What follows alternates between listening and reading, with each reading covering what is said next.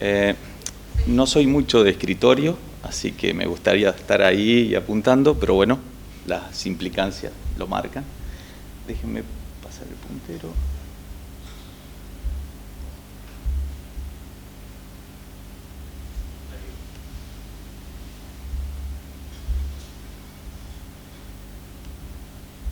Ahí está. Bien, millón de gracias por la invitación, Cecilia, doctor Oretti y todo el Sanatorio Parque, muchas gracias por invitarme. Quiero primero agradecer, aparte de la invitación, a todo el servicio de kinesiología, que en los momentos duros todos le pusimos la espalda y le dimos con todo para adelante, espalda con espalda, así que primero agradecerles a ellos, que son la base de por qué podemos hacer lo que estamos haciendo día a día. Y después a todos los servicios, tanto al de medicina crítica, al de medicina clínica, cirugía, a todos los servicios de enfermería, de diagnóstico por imágenes. Realmente en este tiempo de que las cosas no estaban muy claras y había que todos tirar para adelante, ahí estuvimos y se hicieron las cosas como se debían hacer. Así que un millón de gracias. Bueno, pasados los saludos, vamos a la charla. Espero no aburrirlos, sé que todos están muy cansados y con ganas de irse a dormir, a comer, a dormir también, pero bueno, vamos a tratar de hacer lo más dinámico posible esta situación. La charla que me toca dar es oxigenoterapia. Y uno puede banalizar la cosa, dice, bueno, le ponemos una mascarita y listo, y ya está, y que satura bien, y se terminó la cosa. El tema no es tan así y hay muchas implicancias de la oxigenoterapia que nos llevan a hacer bien o a hacer mal las cosas y que el desarrollo de nuestra aplicación marque el futuro del paciente. Así que quería primero, antes de todo, y declarar que no me pagan ni la cánula nasal de alto flujo, ni la no invasiva, no tengo ningún conflicto de interés. Es más, creo que no me van a pagar después lo que voy a decir, pero bueno, no tengo ningún conflicto de interés con ninguna de las marcas ni de los equipos de oxigenoterapia. Ustedes decís, bueno, ¿y qué es esto? Si es una charla científica, ¿de qué vamos a hablar? Y bueno, lo tomo como un mapa de un tesoro. El tesoro es tratar de hacer las cosas bien y llegar al conocimiento.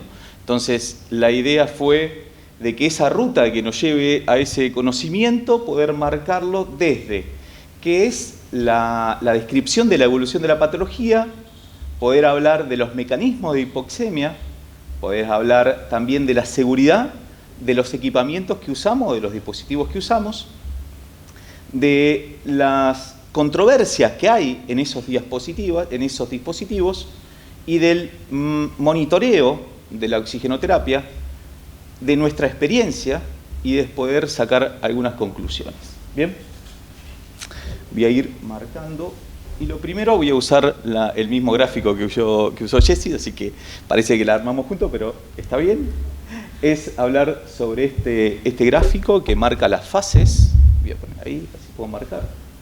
Que marca las fases y yo quiero mostrar acá de que en esta fase viral y de esta fase inflamatoria no habría tantos problemas en qué hacer, porque acá habría que esperar y acá habría que intubar, entonces no tenemos tanto problema, ¿bien? Pero sí marcaría de qué hacemos acá.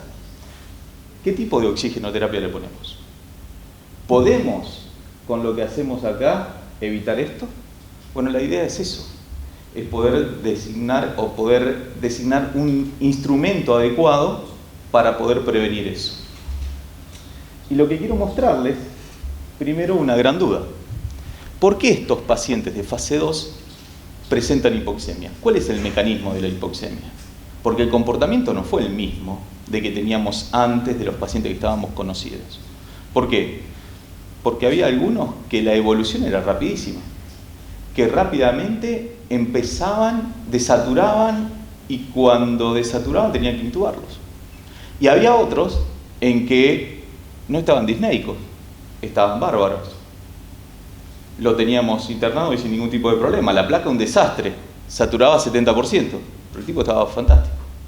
Entonces, no era el mismo mecanismo de hipoxemia. Entonces, encontré este trabajo de octubre de 2020 en donde plantea una secuencia de situaciones que hace que nos pueda ayudar a entender qué es lo que está pasando en ese pulmón y de por qué ese mecanismo de hipoxemia.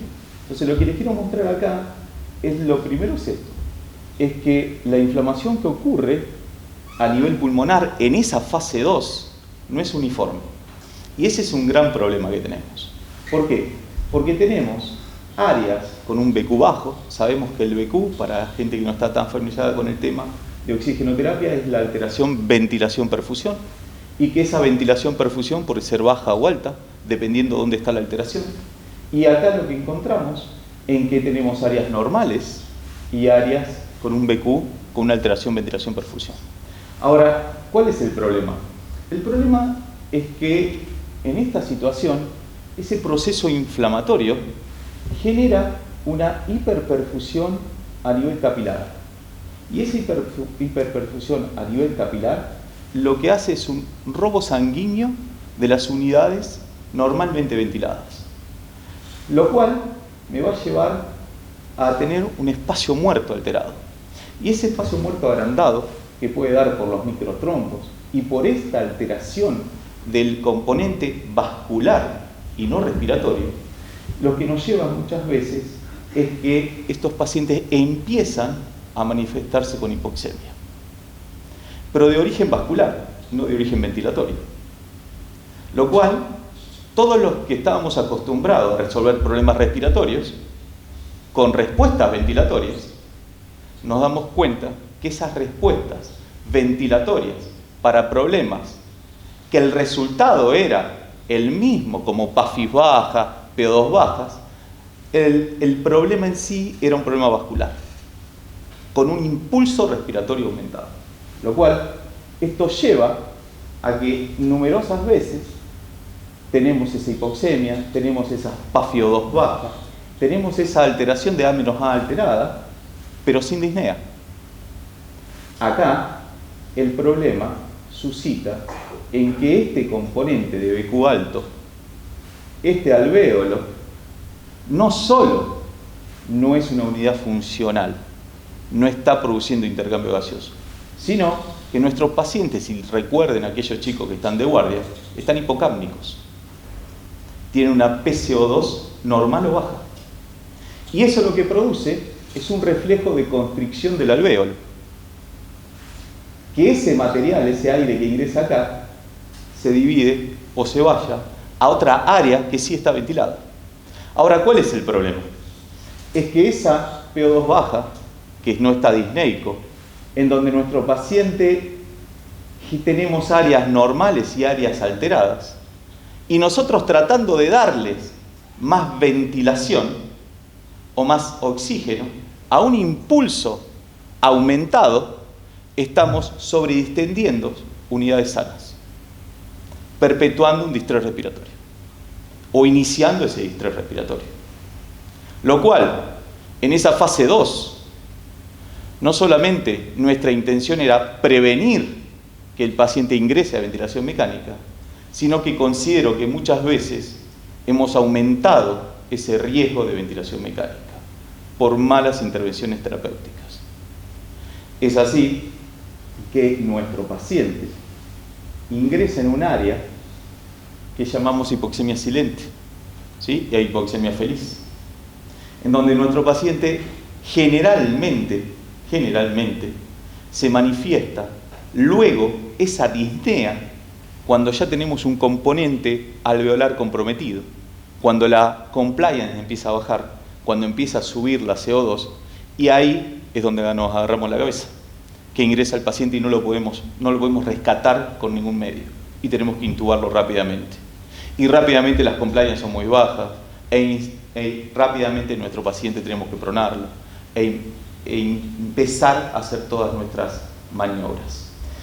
También no quiero dejar de hablar sobre que esta hipoxemia que nosotros tenemos se la denomina hipóxico-hipocápnica. Esta denominación de hipóxico-hipocápnica se debe también a que tenemos derivaciones precapilares, yunteando el pulmón. Lo cual, como ven, la mayoría de los problemas, más allá de la neumonía y el BQ conocido que tenemos, también es vascular. Donde la respuesta nuestra siempre fue tratar de ventilar mejor a nuestro paciente. Pero en ese proceso de ayudar a la ventilación, Imagínense que un paciente hipoxémico, los receptores carotídeos, lo que hace es aumentar a nivel cerebral el impulso ventilatorio. Por lo tanto, per se, un paciente hipoxémico aumenta el volumen corriente. Pero la disnea no se manifiesta si la CO2 no aumenta. Ahora, aumentando el volumen corriente y sabiendo que hay una derivación de esa área, de esa ventilación a unidades sanas, más el aumento de nuestro volumen corriente, empezamos a lesionar unidades totalmente sanas llamadas pipsidia o lesión autoinfligida a nivel pulmonar. Por lo tanto, creo que a partir de todos estos conocimientos que hemos tenido, la oxigenoterapia no se tiene que subvalorar, sino tiene que tener un momento indicado para poder colocarse. Bien, dicho este mecanismo fisiopatológico y no queriendo indagar un poquito más y no aburriéndolos, quiero pasar a que la mayoría de nuestros pacientes, cuando presentan disnea, que es el factor característico que todos estamos acostumbrados a asustarnos cuando lo presentan, miren el nivel de PO2 que va a tener. Ya está terriblemente por abajo.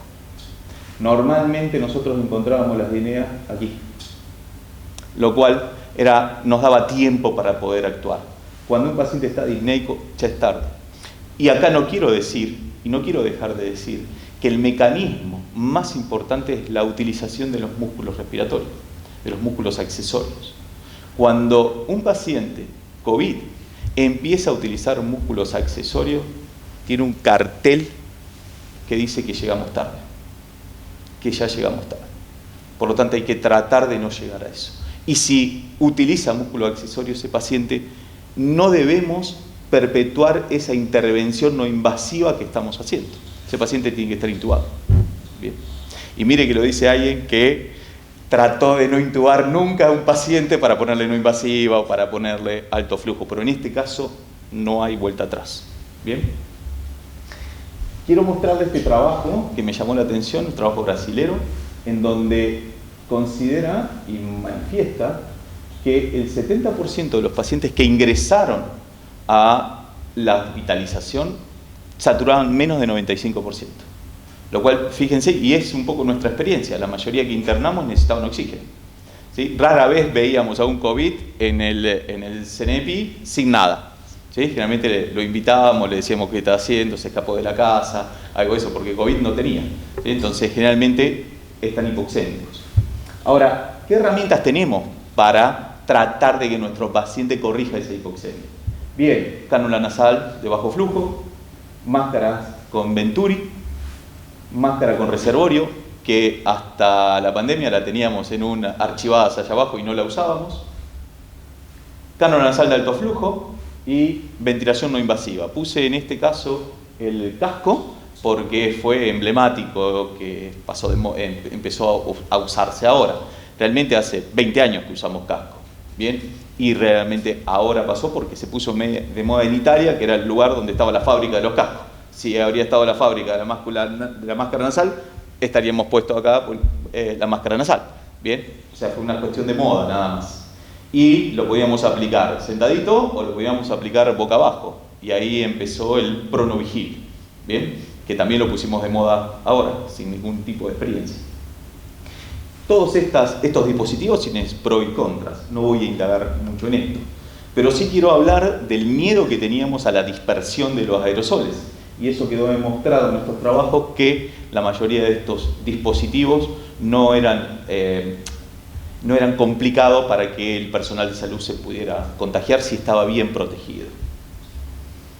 También quiero mostrar en este otro trabajo, ¿sí?, de octubre del 2021, en donde se mostró los 3 elementos más comunes de oxigenoterapia, en donde lo que les quiero mostrar es esto.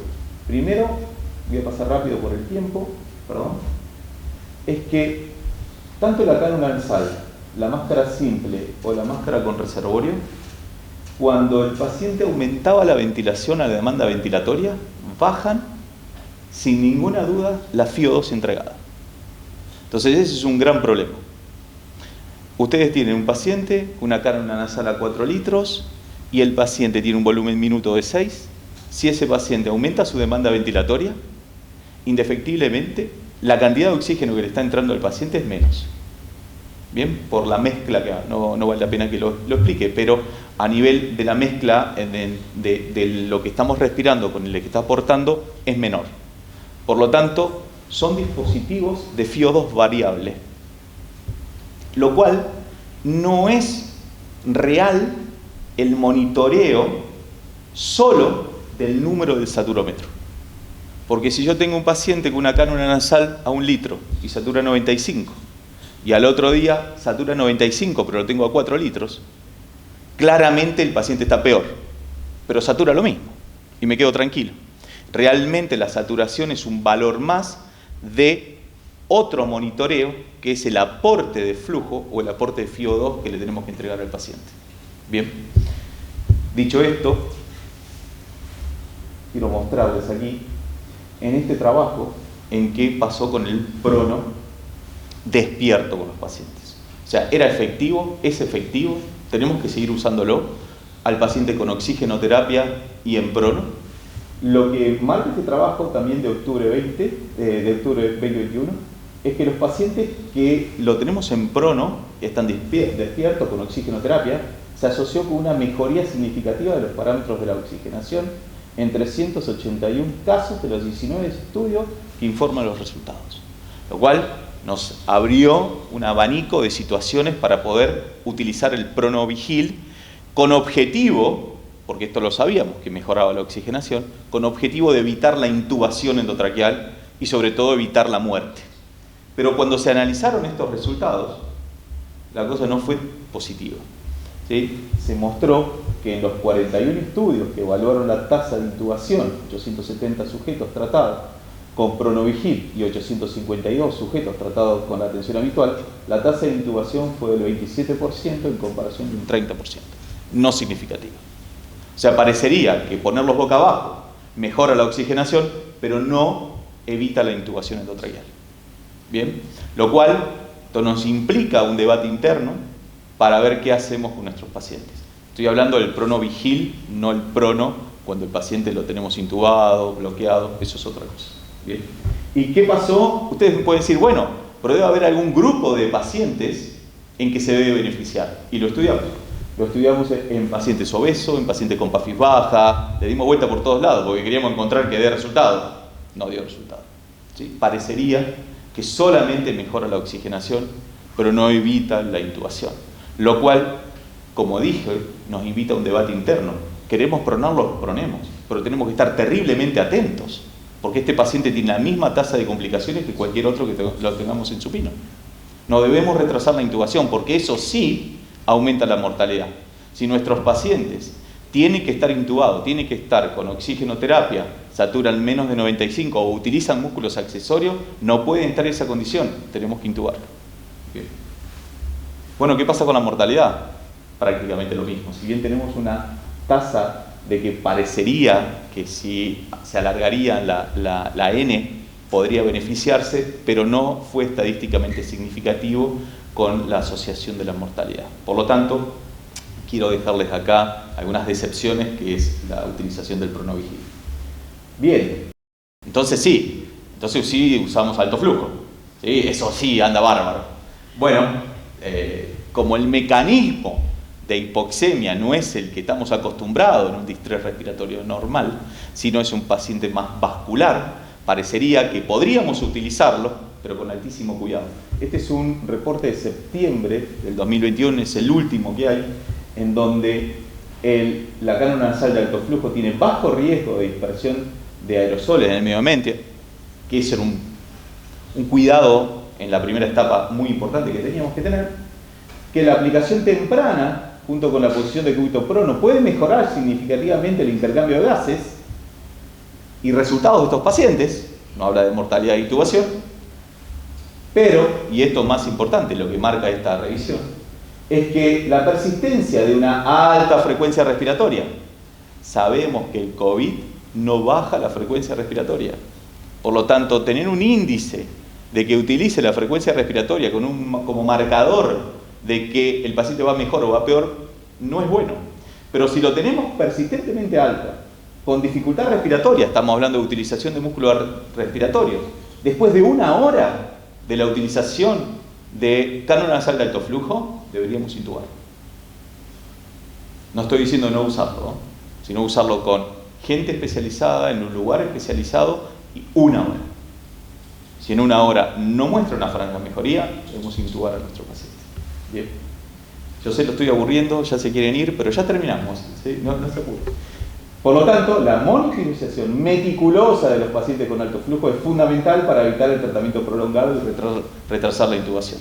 Muchas veces, como dije, por tratar de evitar que nuestro paciente se intube y sabiendo que la mortalidad es alta, lo que estamos haciendo realmente es contribuir en que la mortalidad sea mayor. Lo que se encontró en otros lugares, experiencias de Latinoamérica, en donde utilizaron alto flujo o helmet con lugares no especializados y lo tuvieron durante mucho tiempo, era que la mortalidad cuando ese paciente se intubaba iba a terapia intensiva era del 100%.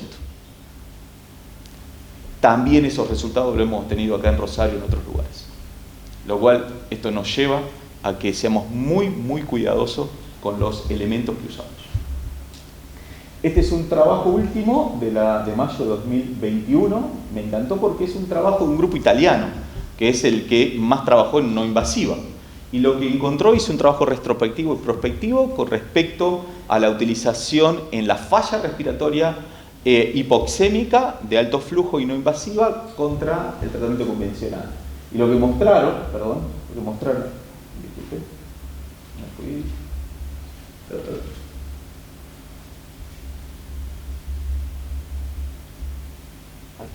lo que encontraron era que en los pacientes pre-COVID, la tasa de fracaso que tenían los pacientes que usaban alto flujo o cánula o ventilación no invasiva era del 35%, que era alta. Pero cuando fue COVID, fue del 60%. Lo cual utilizar este elemento es complicado, tenemos que tener mucho cuidado.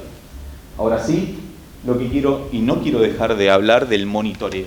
Nosotros sabemos que el monitoreo es algo importante, pero quiero comentarles este trabajo de octubre 20, en donde estudiaron cuando se hace un monitoreo intermitente de la saturación de pulso.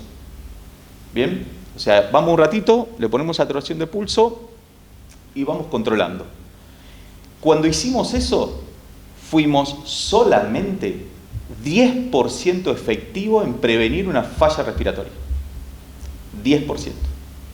Por lo cual, lo que se está utilizando y lo que tratamos de hacer es la utilización de un monitoreo continuo de la oxigenoterapia. O sea, el monitoreo continuo y ir revisando las historias de nuestros pacientes. Y eso es lo que se está trabajando a nivel mundial. Bien, este es un poco el flujograma que tratamos de utilizar en la mayoría de los casos de nuestros pacientes. Eran pacientes con diagnóstico de COVID positivo, saturan menos de 92, iniciar esta escalada terapéutica de oxigenoterapia, y cuando no llegábamos a nuestra saturación objetivo, que era entre 92 y 96, ¿sí? Entre 92 y 96. Y ustedes se pueden preguntar, ¿por qué no 100? ¿Por qué no 99? ¿Por qué no 98? Porque eso es tan deleterio a nivel pulmonar que saturar menos de 92. Tener un paciente con 100% de saturación, ¿sí? Salvo que sea su suegra, no lo usa. ¿Bien? Si es su suegra, tal vez podríamos hablar. ¿Por qué? Porque aumenta la utilización de radicales libres a nivel pulmonar y perpetúa también esa inflamación a nivel alveolar. Lo cual, siempre la saturación debe ir, cuando es suplementaria, entre 92 y 96. Esos son los puntos de corte. Cuando los pacientes saturaban menos de 92, utilizaban músculo respiratorio, accesorio, intubación. ¿Sí? No hay otro. Hemos utilizado salto flujo, no invasiva, en algunos pacientes que teníamos algunos problemas, y no estoy acá hablando del paciente COVID con edema agudo de pulmón o EPOC. En eso sí podemos hacer la excepción, porque es lógicamente por su patología de base. Pero si no, la idea es ventilación mecánica. Bien.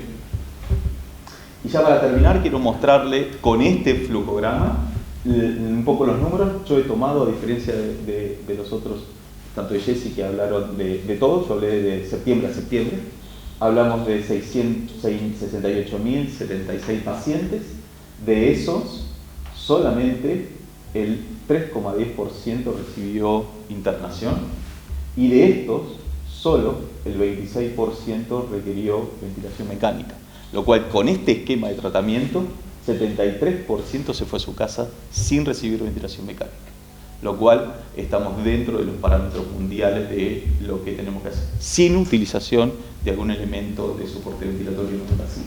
Bien. Y como conclusiones, y para ver si llegamos al tesoro, ¿sí?, de hoy, quiero comentarles que la saturación que tenemos que tener en cuenta, todo su personal de salud, debe ser entre 92 y 96, e implementar los dispositivos necesarios para lograr esa saturación. También tenemos que saber que los mecanismos de hipoxemia generalmente son BQ, y cuando hablamos de BQ no necesariamente son ventilatorios, sino que también pueden estar asociados a alteraciones de la perfusión. Y también queremos hablar de que la hipoxemia silente y el Klebsiella no hay que subestimarlos. Nosotros somos responsables de que esto se perpetúe y que lesione más al pulmón, lo cual lo tenemos que tener en cuenta cada vez que atendemos a un paciente. Que la dispersión de aerosoles por parte de los dispositivos son despreciables y son atenuados por los equipos de protección personal. Que el monitoreo del paciente con oxigenoterapia es fundamental para la evolución del mismo. Y que los dispositivos de crono, vigil, cánula nasal de alto flujo y BNI, extremo cuidado en su aplicación. Y nunca retrasar la intubación orotraqueal. Bien. Quiero terminar con una frase, que hay más tesoros en los libros que en todo el botín de los piratas de la isla del tesoro. ¿Por qué? Porque la formación que nos dejó estos años fue estudiar, con un solo norte, que es nuestro paciente, tratar de beneficiar a nuestros pacientes. Muchas gracias por su aguante en esta última presentación.